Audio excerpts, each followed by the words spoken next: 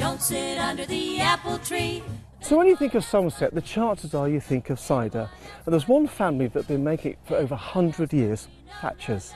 So I've come to Myrtle Farm to find out more about this drink that has become a staple of the British cider scene. The family-owned cider maker was established in 1904 by William Thatcher.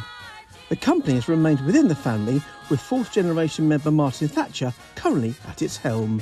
The business was started by my great-grandfather back in 1904, and the cider he made was partly for his farm workers, partly for himself, and partly to sell, and that's how the business started. How many varieties do you grow?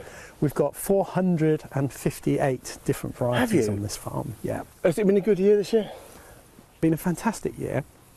The weather has been quite unusual, that in the spring we had this lovely warm but still and dry weather. But the great thing is the quality is fantastic. Vintage years? Would you call it a vintage year? I think so. I think this is going to be a vintage year. Wow. Yeah.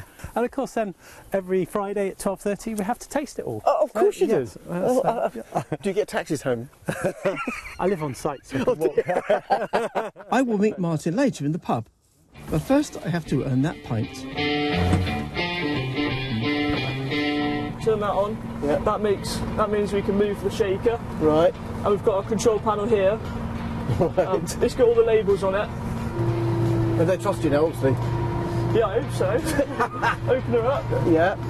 The wider it is, obviously the easier it is to line up to the tree. And then shake it. Time to shake things up. Sophie's letting me in the driver's seat, and I'm beside her myself. Slowly, very little movements, and now clamp. So that's the next one over, the left one straight in. Hold it all the way. That'll do. And then shake this way. Yeah.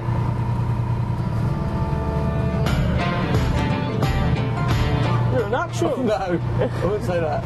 A little way to go to match Sophie's 10 trees a minute, but you know what? Not bad for a first attempt. The hard work here is just the start of the journey. The apples are then gathered, loaded onto the back of a truck, and then start the epic journey of half a mile to the factory. Pip to pint in no time. So, tons and tons of apples are put onto this conveyor belt. It's quite eerie actually. It very slowly moves up the conveyor, as you can see. Across here, and this is what they affectionately term as the apple spa, where they're washed. The factory is the beating heart of Thatchers, where the apples we just harvested are transformed into millions of pints of cider. It's like stepping into an apple-laden Wonka factory.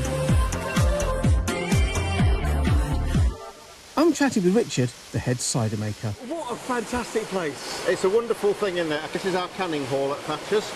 And we're filling at the moment 30,000 cans an hour. So 20,000 bottles an hour? 20,000 bottles an hour is what you just saw. Yeah. 30,000 cans an hour here. Yeah. Day and night, every day. And at the far end is our new can line that fills 60,000 cans an hour. Altogether, you add that up, we're making over 200 million pints a year. That'll keep the cider lovers happy. How long then the fermentation takes for? It depends on the recipe and the type of cider, but about 2 weeks fermentation, and then it matures. We want the flavours to soften and mature, and that takes as long as we say it takes. Right. So that's why we have tasting every single day. We taste the cider. Do you? Make sure it's perfect. Yeah. Really? Yeah. That excuse? It's not a joke. We taste. It's very serious work. I never drink more than 14 units a week. Of course you don't. But cider isn't just for sipping. It's a core ingredient in my dish. Right, so I'm going to make a little dish here. We're using some chicken and some apples from the orchard, but also some of the cider as well. It's very, very simple. In here I've got an egg white.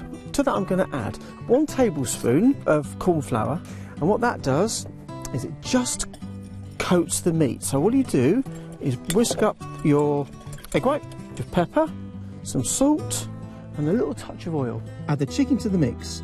I'm using thigh, but you can use breast. Once coated, add the oil to your hot pan and get the chicken in. Cook until there's a little bit of colour. Now at that stage, that chicken is roughly half cooked. What I'm going to do is take it out and put it in a little bowl. To the same pan, add some dry cider. Add a tablespoon of honey, 2 cored and peeled apples and a pinch of chicken stock cube. Leave to cook until the apples start to marmalade. Bring it all together and cook for a few minutes to finish off that chicken.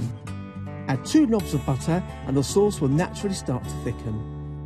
And I'm going to add some spirali pasta. That just will bring everything else together and give it a bit of the carbohydrate. You don't need huge amounts. Finally, add a handful of parsley and serve it up. There you have it, my sautéed chicken with apples, honey and cider.